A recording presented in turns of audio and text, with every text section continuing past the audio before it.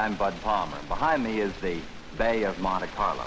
It's a peaceful sight reflecting the tranquility of this quiet city. But for 1 week of each year for the past 19 years, this peace and quiet has been shattered by the roaring of racing cars entered in the Grand Prix of Monaco. It's about the only time the gamblers leave their tables to bet on men with such names as Hill, Bonnier, Jean de Bien, Trintignant, Von Trips, Moss, and Ginther. The Grand Prix of Monaco is the first of 9 Grand Prix races which count towards the World's Driving Championship, and I think it's a unique race. It's a wildly twisting course, 100 laps, 195 miles long. It's the only Grand Prix course which is laid out on the streets right in the heart of the city. And I feel it's a race which demands more from the driver than the car. And now here's a word of welcome from a former winner and marshal of the race, Louis Chiron. Thank you, Bob. Welcome to the 19 Monaco Grand Prix. We expect 30,000 people. That is only race on the limit of the city. We have 22 best drivers in the world and 16 qualified for the first place. I drove it this race and I won in 1931. I'm enjoy. I hope to enjoy you too. Thank you very much. We'll continue with our sports spectacular after this message.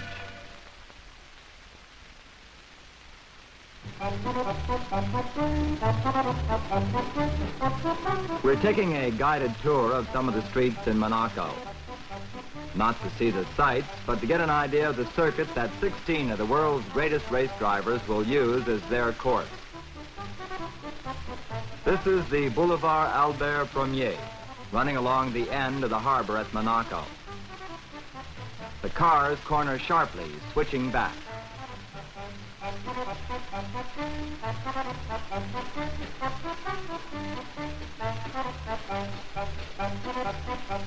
Past the pits, into an uphill straight. Past the Avenue Princesse Alice.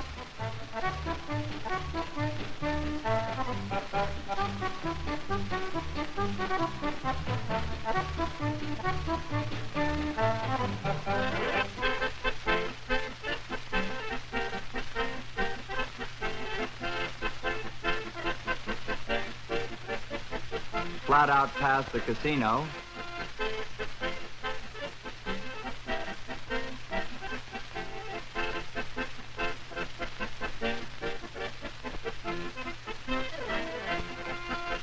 Dipping down the short street at over 100 miles per hour.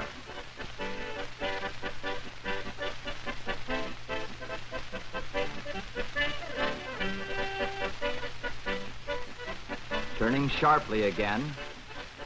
A downhill S-curve, past the railroad station at 50 miles per hour.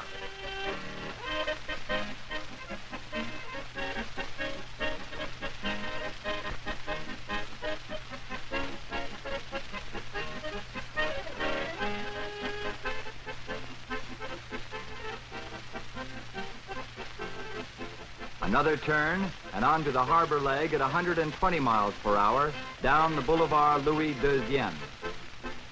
This is the fastest part of the course. The cars will reach speeds of 160 miles per hour. And the most dangerous because of the tunnel ahead, where drivers have no leeway to maneuver in case of an accident or a pileup in the dark.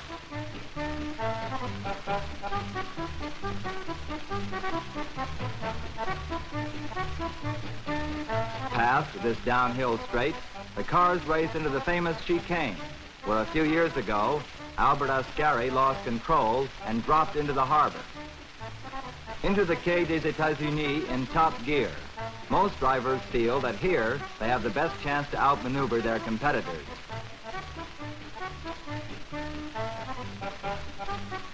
This is where in 1957, Sterling Moss and the late Peter Collins, trying to pass each other, crashed into the seawall. We've just completed the 1.9-mile course.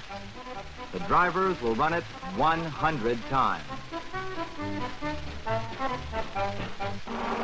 Speed trial. The streets have been closed to all traffic except the race cars. 3 days of trials will determine the starting lineup. Race Marshal Louis Chiron, working against time, has to control the individualists that make up the driving team.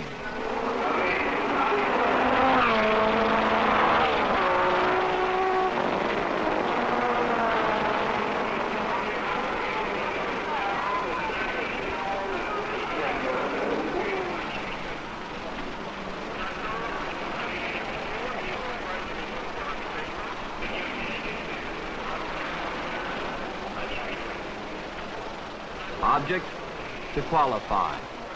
How? By turning in the fastest lap time. The driver and the mechanic agree that the car is ready. A full fuel tank will take the car through the 2.5-hour race. There's no time for pit stops or extensive repairs. A stop for any reason may lose the race. The only way the driver and the mechanic can test the condition of their machine is during these speed trials. Belgium's Olivier Gendebien and an Emerson going out for a qualification lap.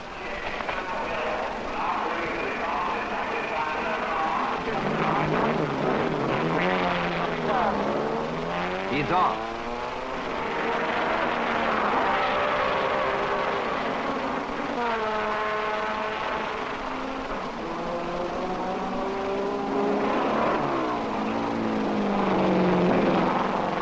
The railroad, drifting through the S-curve, and completing his circuit. Trintignant ready to go.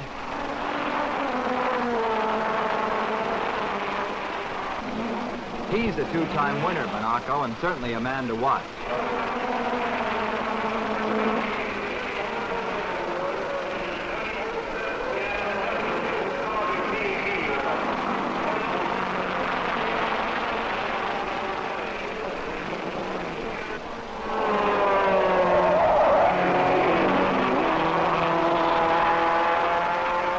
After completing a lap, his official time is recorded.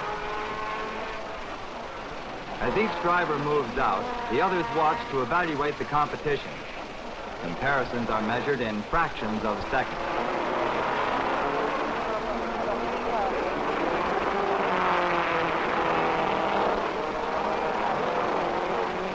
Part of the color of the race comes from the many nationalities driving here. Australia's young Bruce McLaren driving a British Cooper Climax. Another Australian and teammate of McLaren's is Jack Brabham, present world champion, who moves out for a speed trial. Tony Brooks of England with Gordon Wilkinson, chief engineer of BRM. Checking ends for BRM is team driver Graham Hill of England. And then we have Uzo 48 with the 60-degree engine to our east. Number 42, Maurice Santino with the... Competing against the factory teams is England's Sterling Moss. This is truly an international...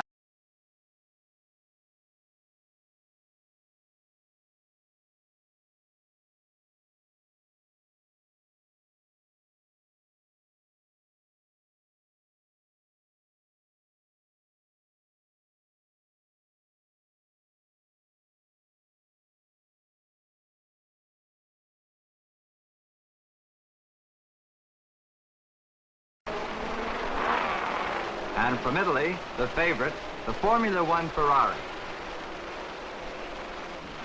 The drivers, California's Phil Hill, Germany's Count Wolfgang von Trips,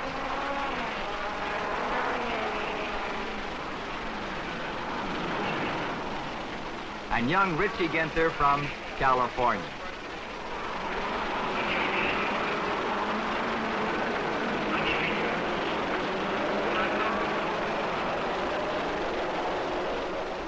The speed trials continue. Each driver tries to improve his lap time to assure himself a place in the starting grid. There are 13 turns in the circuit, 90 gear shifts per lap, 9,000 in the 2.5 hour race. They travel at speeds that range from 160 miles an hour down to 20 miles per hour. The tension lessens. The drivers have finished their time trials and the decisions are no longer up to them.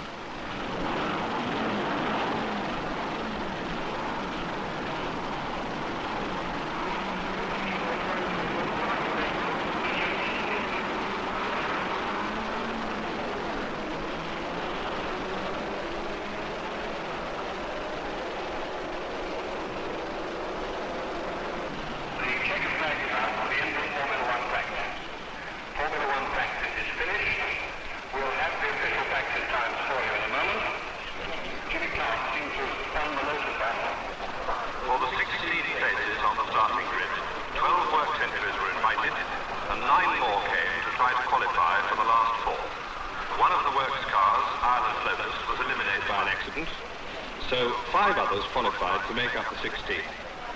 The starting grid in full, starting from the slowest on the back of the grid, is as follows. At the back, number 24, world champion Jack Brabham with his Cooper.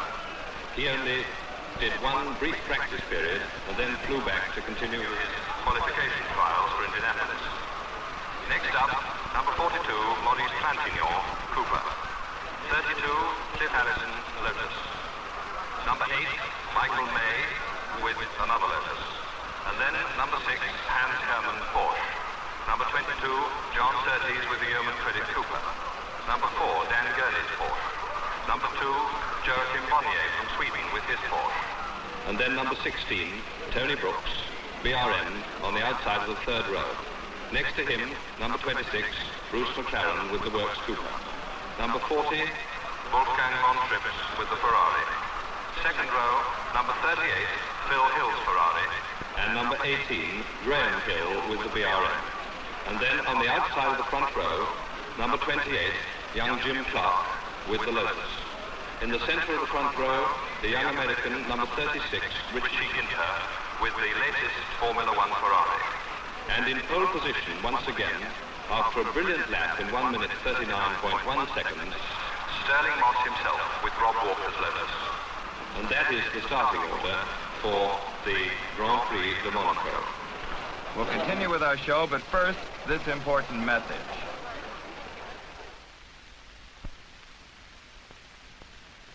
This is a Formula One racing car. This year, the Formula Ones were changed from an engine displacement of 2,500 to 1,500 cc's, which is about 1/2 smaller than the average American compact engine. This was done in order to reduce speeds, promote safety, and to induce manufacturers to sponsor teams by lowering costs. There's a great deal of controversy regarding this change. Many of drivers object. For instance, Maston Gregory. We're afraid this year that we might have a little trouble. More drivers will be able to drive these slower cars, and they'll be able to drive them faster. They won't be able to do it consistently, but they'll be able to do it for a time. And it's going to look like there'll be more competition where actually I think the caliber of driving is not going to be quite so good. It's going to be easier to drive these cars, and some fellows are going to think that they can go a little bit faster than maybe they should. Anyway, I don't like it. I'd like horsepower. Where do you feel the greatest competition lies? Oh, I'd say the Ferrari definitely. In this race would be Phil Hill, Von Trips, Richie Ginther, all 3 of them. They're going to give us a lot of trouble. They have a lot of horsepower with the new car, and the chassis works very well.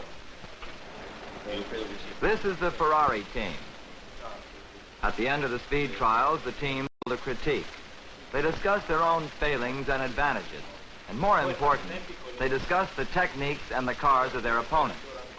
Out of these talks, a strategy is developed, one that will see them through the race.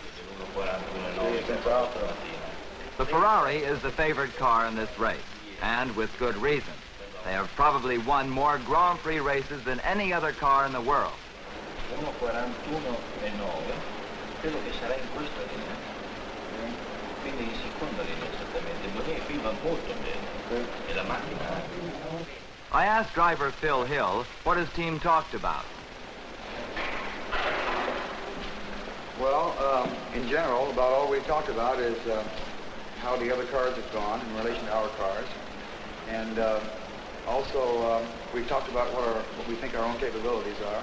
And we've had a few suggestions from the team manager as to what speeds we ought to try to do. Also, we talked about a few ailments that each one of our cars individually had. Tripp's car had one fault, mine had a few other things that were wrong with it, and well, all of them needed a few little things, and what we've done is tried to talk over all these things and try to ascertain what speed we might be able to go during the race, and that was about it. English car. This is the Porsche. Porsche has a long history in the manufacture of rear-engine sports cars, but this model is their very first attempt at a Formula One racing car. Racing is right ahead of us right now, technically. That might be what we're trying to catch them. I think the British cars are behind us. The cars experienced some problems during the trial runs, and a great deal of interest centers about its performance during the race tomorrow. I asked Joachim Bonnier to tell us a little bit about the car. Well, we've been discussing before the Grand Prix of Monaco, which is due to be held tomorrow, what we found out after practice today with our Porsches. We got a few new things on the cars, particularly the engine, and also the front suspension is brand new. The engine is now fuel injection and it's been working very well indeed, much better than we hoped for. With the suspension, we had a bit of trouble today. We had shock absorber, it's a bit too loose, juddering, but we hope to put it right for the race tomorrow. Also, for the future, we hope to be up with the Ferraris. That is engine-wise, they're definitely ahead of us right now. And chassis-wise, the English might be ahead of everybody. Obviously, they don't have the engines that the Ferraris have, and I think also our engine right now is slightly ahead of theirs. But very shortly, I hope we'll be able to beat them in the Grand Prix circuit.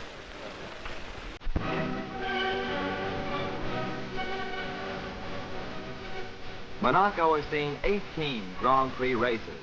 This will be the 19th.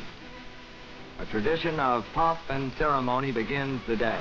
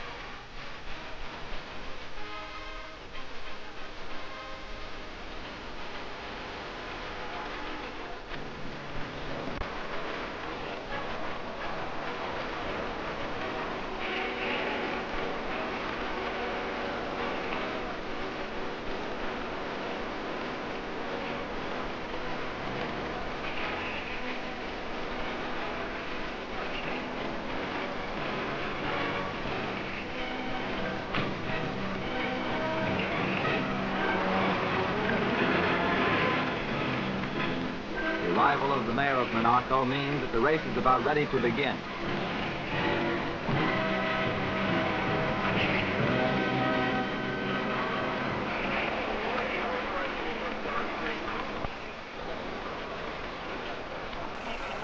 There's a sense of anticipation in the crowd in these last few minutes before the race. Last-minute adjustments are made. The expected tensions of the drivers are hidden underneath a much too obvious calm.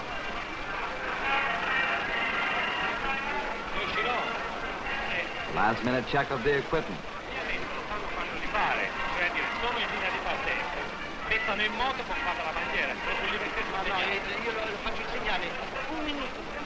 A last-minute look at the cars.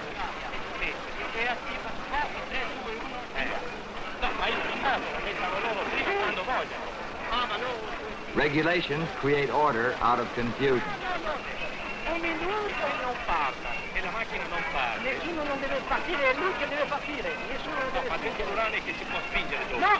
Drivers, will you please meet in front of Monsieur Chiron, the director of the race. Drivers, please come up. Monsieur le conducteurs, venez joindre. Monsieur Chiron, la course qui aura la ligne de départ. Fellows, let's get this race going. The drivers are called together for a last-minute briefing. Pour la première fois dans les annales des courses automobiles, c'est un ancien débat sur cette délicate tâche est confiée. Je vais m'employer devant eux. Je compte sur vous.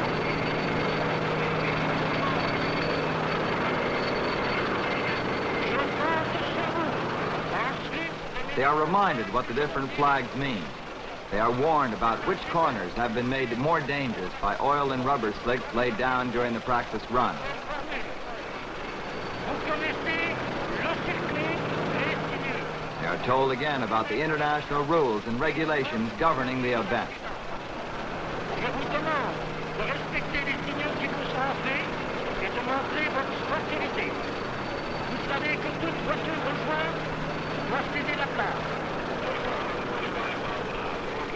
From the moment the drivers step into their cars, they leave behind their mechanics, their managers, their well-wishers. They have only themselves to rely on now. Themselves and the car. Moving up to number 42, Maurice Trantignon, with the Serenissima Cooper Maserati, one of the old leaf spring Coopers with the new four-cylinder Maserati engine. Number 42, Cliff Allison, with the... Each man knows the other, and yet the race is a lonely thing, an exciting thing, a purely personal thing, unexplainable to anyone except the man in the cockpit. Unfortunately, Jimmy Clark had a break with his car after doing a tremendous lap in the first practice session, and tremendous efforts have been going on in the Lotus garage to rebuild it. They really have done a tremendous job, and there's no question about it. They in concentrate on that point, and decided not to bring it out today, but to concentrate on getting it really ready so it's not going to start with a real race tomorrow. And in this hour, similar car, they've both got to be ready.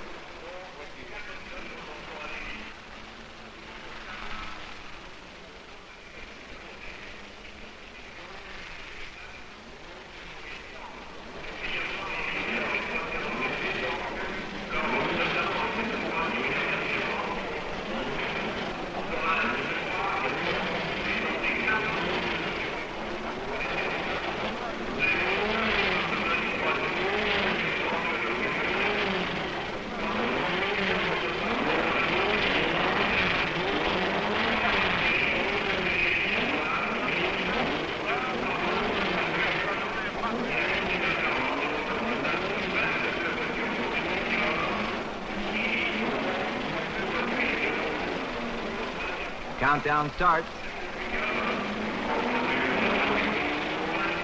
The flag drops. They're off, jockeying for position in the first 100 yards.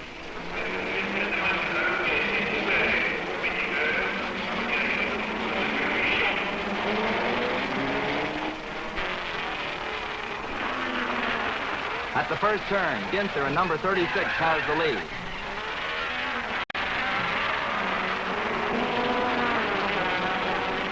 The field springs out as they head towards the casino.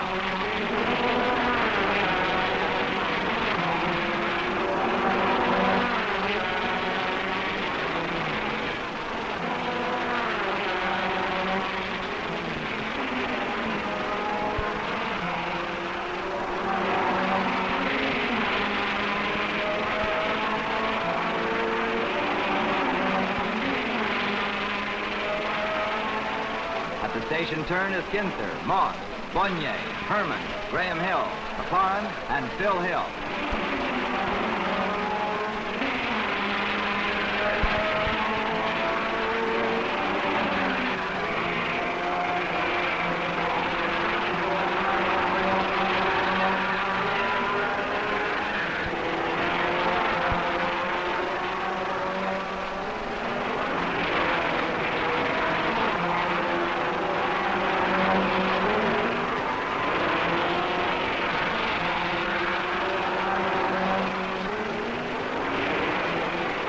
Harbor leg, they're doing about 150 miles per hour.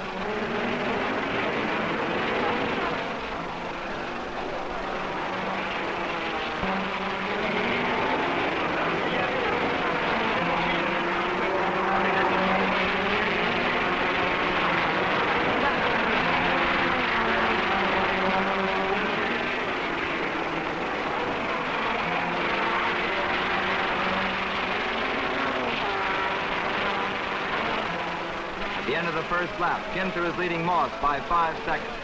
Bonnier third, Herman fourth. Each lap is being driven as though it was the last one of the race. There's no let-up in concentration and hope.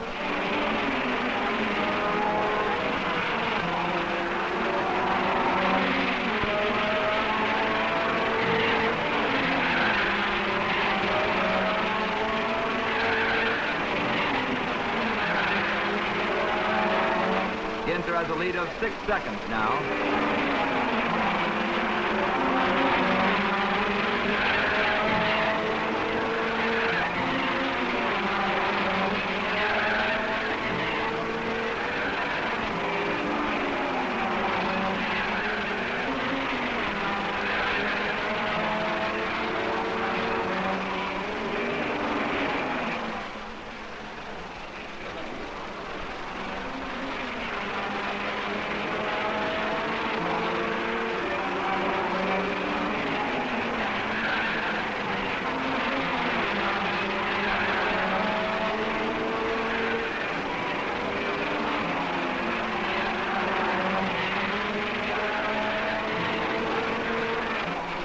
Smaller engines of this year's car has not slowed the pace.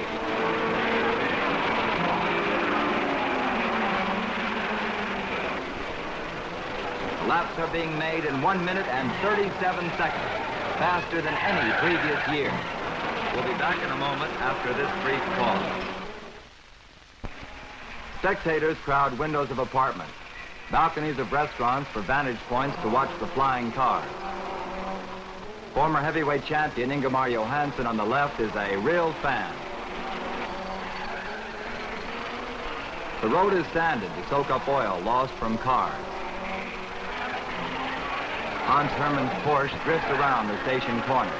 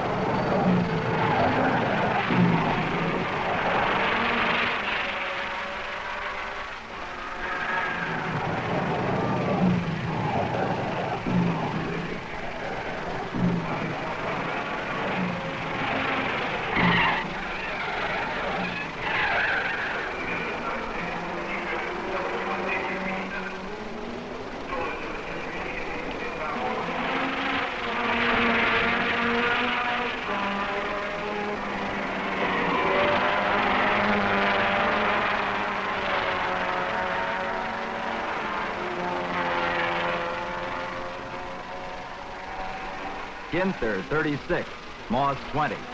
And Ginther still holds off Moss as they go through the harbor chicane.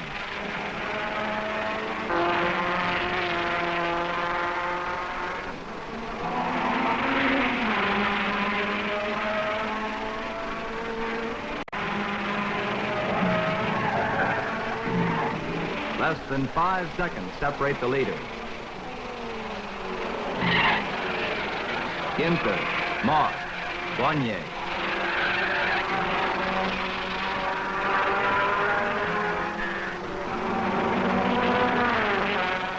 pull out, Moss keeps pressing Ginther.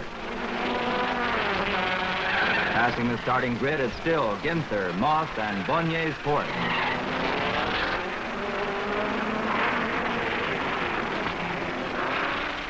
Moss pushes, trying to force Ginther into an error.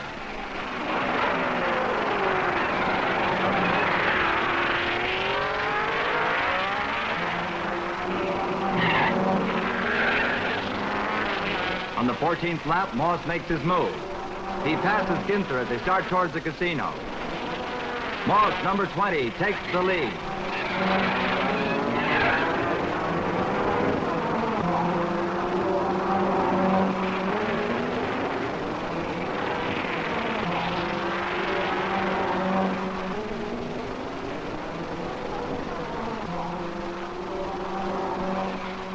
Moss, lying by the waterfront.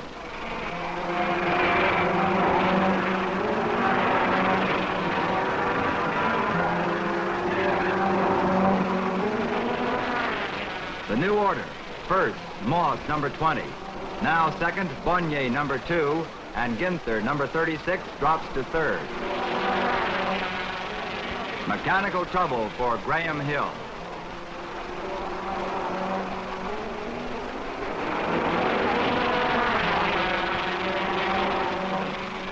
World champion Jack Brabham, number 24, in the pit.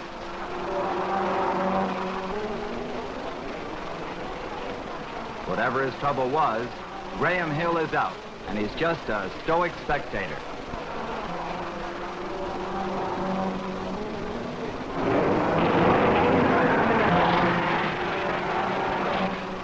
There goes leader Moss. Phil Hill is now second, having passed Ginther and Bonnier.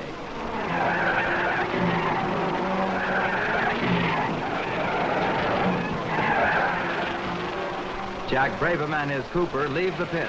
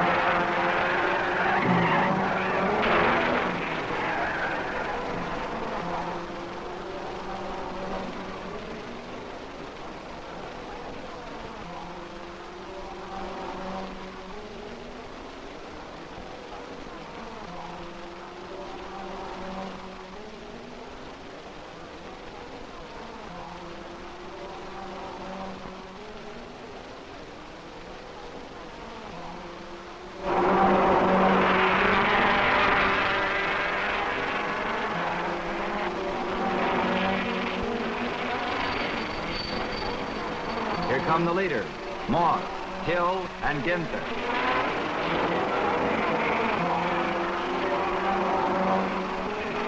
But where is Bonnier's Porsche? Jacques Bonnier's Porsche is finished. Bonnier runs back to the pit. He's unable to fix his car.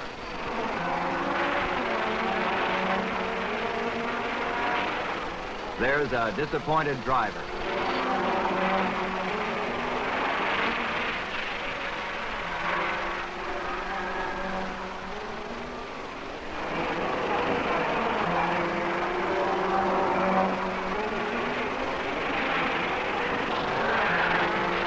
It's a three-car race now. Moss in the Lotus, followed by Hill and Ginther in Ferrari.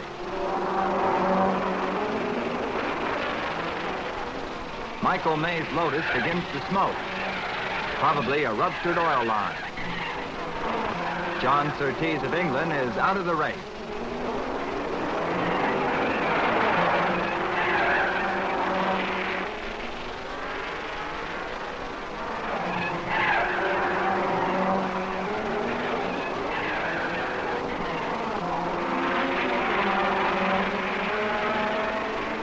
Michael Mays has to drop out, leaving 12 in the race. Jim Clark, number 28, signals that he's pulling in.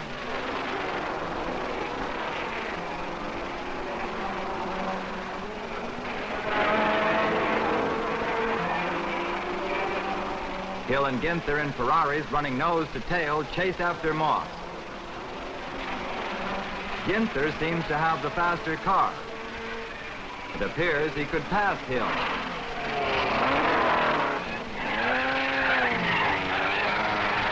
Savoni, Ferrari team manager, worries about how to catch Moss. A decision must be made.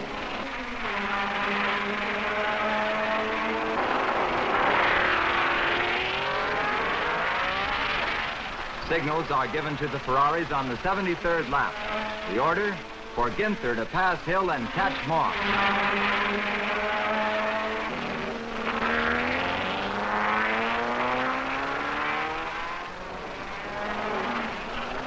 Ginther passes Hill according to signal and moves into second place.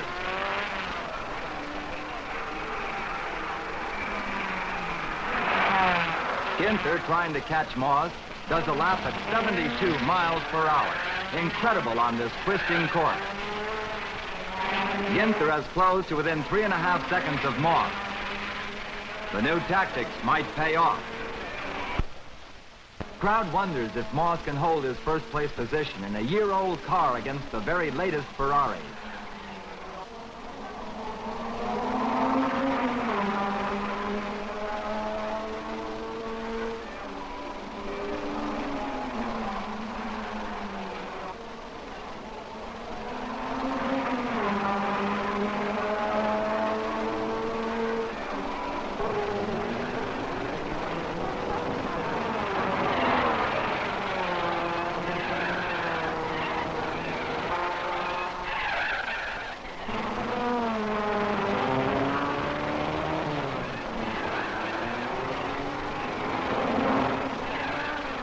Ginther, driving on the edge, slams to within 3 seconds of Moss.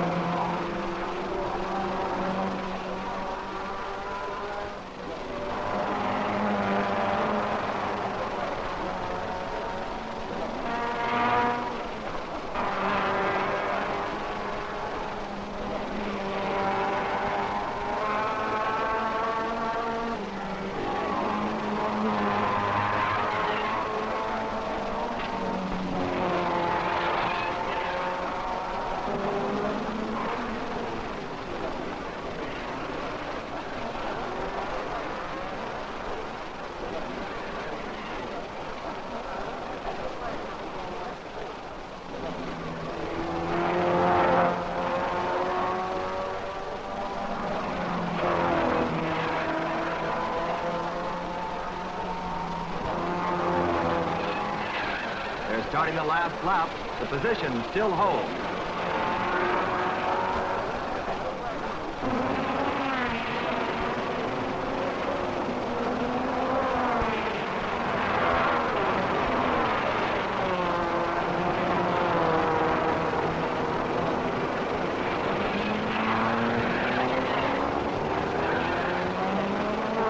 Moss. Ginther matching Moss's record lap time, but still behind.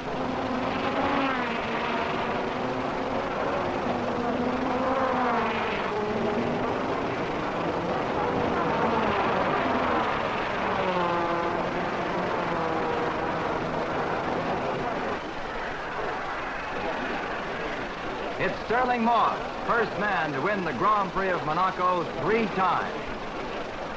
Second across the line is Richie Ginther.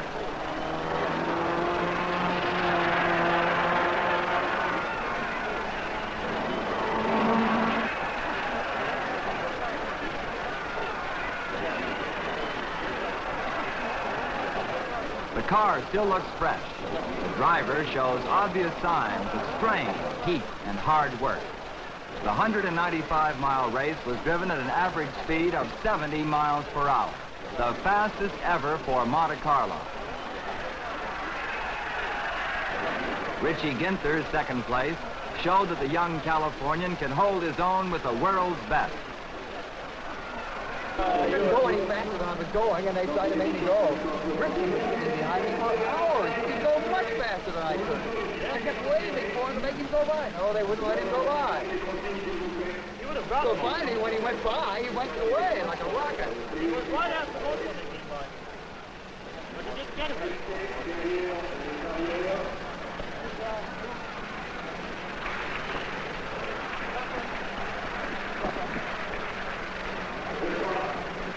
Sterling Moss receives his prize, the Gold Cup for the 19th Grand Prix from Prince Pierre of Monaco.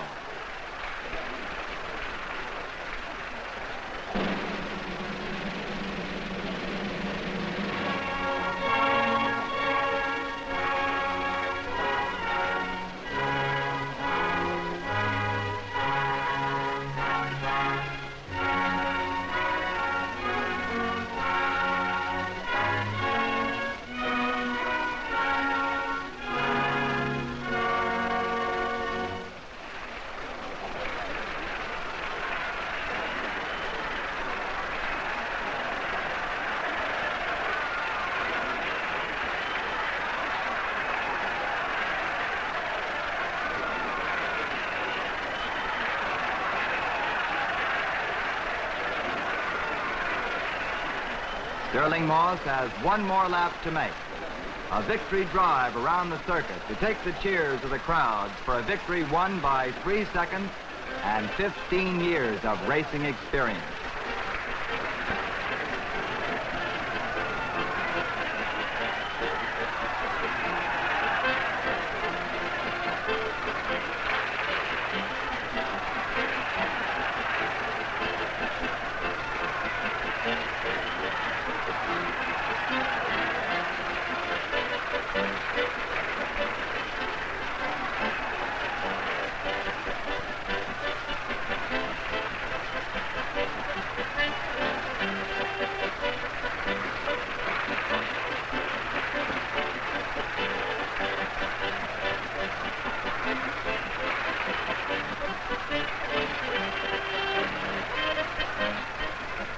We'll meet Sterling Moss in just a moment. Congratulations, Sterling. Did the race go pretty much as you expected? Not quite. My intention was, if I got the lead at the first corner, I would have, on the second lap, not the first lap, I would have gone really fast. The reason for that is that on the first lap, you quite often get people with their oil tank a little too full, or blowing some oil out of the breathers. So the first time that you come round, well, it's really the second time you come round, is quite likely to be a dangerous time. So I would always slow the pace if I could for that lap. Then, if I'd been in the lead, I would have then gone flat out for 2 or 3 laps just to see if I could break away from the pack. If I could have broken away from the pack, then I would have done so, and pulled out if I could have 10 or 20 second lead. On the other hand, if I hadn't managed to pull away from the pack and I still had Richie Ginther or somebody sitting on my tail, I would have then slowed up and given him the lead for a certain amount of laps until I'd seen where I might be able to pass him and pull away. You see, the thing is, it's very much easier to follow a man, to chase, than be the one that's being chased. And if a man is following you really closely, I mean literally a couple of yards behind, he's learning an awful lot of your technique. Not necessarily for getting greater speed, but where he might be able to pass you. And if you'd have a particularly unusual line round a corner, which you may have found because of a bump or because of oil or something, you immediately show it to him. And therefore, unless you can break away from the pack, it's not a good thing in a race, I don't think, of 100 laps. They're leading it for 99 of them, and then have the bloke just pull out and pass you on the last one. I was rather forced into the position I was in yesterday because I was laying third, and then something happened to the man who was second, and which was Jim Clark. So I then moved to second, but I had to go faster because Joe Bonnier was coming up in third position. Well, actually, I was pretty worried because last year here, or 1 year anyway, I was 10 laps from the end when everything was going very nicely, and I had a minute, the thing broke. So until I saw that checkered flag, I wasn't sure, but particularly with the Ferraris right on my tail. You know, until I saw the checkered flag, well, I wasn't so sure. They got within about 2.8 seconds, which is pretty close. And they kept giving me the signal, and as far as I could see, it seemed to be a different chap each time. You know, one signal I'd get, it was Phil Hill, and then a couple of laps later, it was Ginther. Still, you know, same sort of distance, maybe 4 seconds, 5, 3. One seemed to have a go, and then the other one, you know. I was driving flat out from approximately the third lap till the 100th lap. I don't know how much quicker I could have gone, but very, very little. I was really right on the limit. Is winning the race a matter of the car being as good as the driver? After Ginther dropped back, he'll remain 4 or 5 seconds behind you. Is that a case of equal drivers racing equal cars? Because the space between you remains so constant. Well, it is, in racing, it's difficult for people to understand, but 1/10 of a second, if you're right on the limit, is very difficult to find. And if you were taking the times yesterday, you'd find that Richie would pull maybe a tenth. They'd give me a signal that I was 4.8 ahead. And then I'd go like anything, and then I might pull it to 4.9. And then obviously he'd just get something just right, and it'd go back to 4.8. Very rarely did it vary more than that, except when one or the other of us had to lap a slower car. And that, of course, did drop it back half a second, or maybe even a second if the car got in the way, even just for a fraction on the road. If it meant you had to back off instead of being full bore in some particular point, you can drop a second like that. But when the road is clear and you're right on form, a 1/10 of a second is quite difficult to find. Well, the Grand Prix of Monaco is now history. Peace and quiet have returned to Monte Carlo. The cars and drivers have moved on. This was the third Grand Prix of Monaco victory for Sterling Moss, but he has yet to win the world's driving title. Some people say that he's too hard on cars and that a short course like this one was made to order for him. I don't know, but I do know that after the Grand Prix of Monaco victory, Sterling Moss is the man to beat. I'm Bud Palmer saying so long.